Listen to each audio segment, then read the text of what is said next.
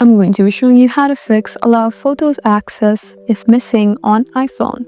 So if the allow photo access option is missing on your iPhone, it usually means the app hasn't requested access yet, or there's a settings glitch.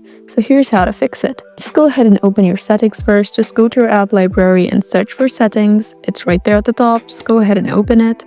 Now you need to scroll down till you find privacy and security. So it's right here. Just go ahead and open it and search for photos. So as you can see, photos is right over here. Just go ahead and open it and look for the app you want to give access to.